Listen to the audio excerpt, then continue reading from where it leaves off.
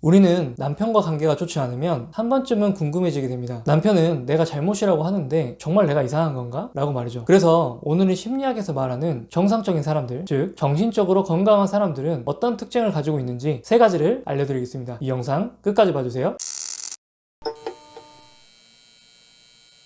먼저 당부드리고 싶은 이야기가 있습니다. 대부분 이 영상을 클릭해서 보시는 분이라면 사실 스스로 나를 돌아보려고 하는 노력은 하고 있으신 거잖아요. 그러니 남편이 이상한 사람이라고 우리를 몰아세우더라도 적어도 우리 스스로는 이상한 사람이라고 생각하지 않으셨으면 좋겠습니다. 우리 스스로라도 우리에게 같은 편이 되어 주셔야죠. 그리고 또 하나는 남편이 이상한 사람이든 아니든 그건 우리가 증명해 줄 필요는 없을 겁니다. 그러니 혹시라도 남편이 이상한 사람이고 나는 틀리지 않았다, 이 생각을 남편에게 이해받고 싶다면 그건 좀 내려두시고 이 영상을 통해서 만약 우리가 부족한 점이 있다면 그것을 채워가면서 더 매력적인 사람으로 성장해보자, 이렇게 생각해 주셨으면 좋겠습니다. 정신적으로 건강한 사람의 첫 번째 특징은 자기 조절 능력을 가진 사람입니다. 인간이 동물과 다른 부분은 감정에 이끌려서 본능적인 충동으로만 행동하지 않는다는 겁니다. 인간은 감정의 영향을 받지만 그 감정과 별개로 우리의 행동을 자유롭게 선택할 수 있는 힘이 있는 거죠. 그리고 그걸 학습할 수 있고요. 그게 바로 자기 조절 능력입니다. 이 자기 조절 능력을 잘 갖추고 있다면 우리는 상황에 맞는 적절한 행동들을 선택할 수 있습니다. 예를 들어서 남편이 우리에게 거슬리는 행동을 할 경우에 바로 화를 내고 비난하고 싶은 마음이 생기더라도 이런 행동이 현실적으로 우리에게 도움을 주지 않는다면 참을 줄도 알아야 합니다. 반대로 남편이 나를 싫어할까봐, 이상한 사람으로 볼까봐, 화를 낼까봐 그냥 막 참고만 있는다면 남편의 잘못을 확실히 지적하고 때로는 화를 내야 되는 상황이라면 화도 내고 자기 주장도 당당하게 해볼 수 있어야 되는 거죠. 어떤 경우는 우리가 감정적으로 너무 힘들면 개인 시간을 가지고 내 감정을